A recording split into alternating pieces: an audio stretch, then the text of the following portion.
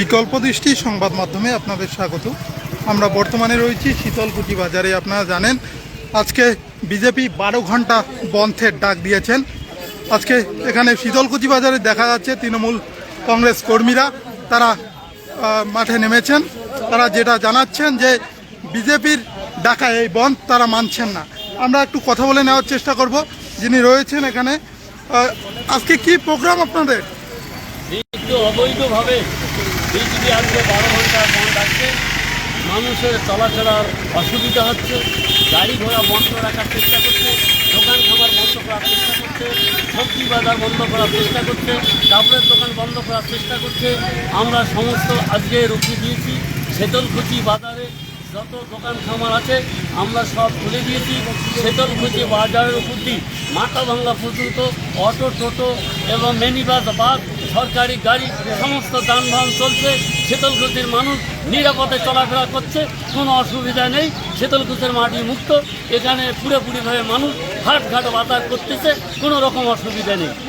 শীতলকুচি বাজারে কি মানে প্রতিদিনের মতো যান চলাচল স্বাভাবিক রয়েছে বর্তমানে? প্রতিদিনের মতোই যেভাবে যান চলাচল করে আজকে সেইভাবে যানবাহন চলাফেরা করছে, একদম নিশ্চিন্ত। আমাদের সাথে সবাই আছে, সবাই দেখতেছি। কতটা প্রভাব পড়েছে বন্ধের? কি শীতলকুচি প্রপারে এখানে বন্ধের কোনো রকম প্রভাব পড়েনি।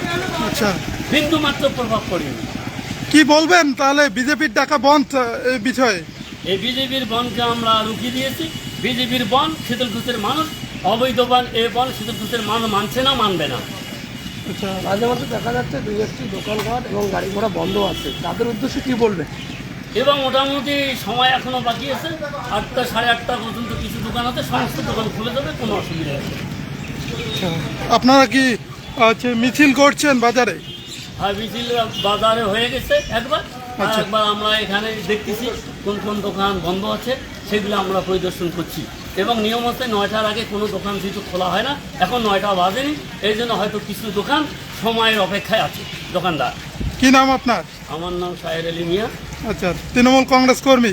আর তৃণমূল কংগ্রেস কর্মী, প্রাক্তন সহসভাপতি, প্রাক্তন কিষাণ সংগঠনের ব্লক সভাপতি ও প্রাক্তন কৃষি কর্মাধ্যক্ষ। বর্তমান আমি দলের একজন সৈনিক।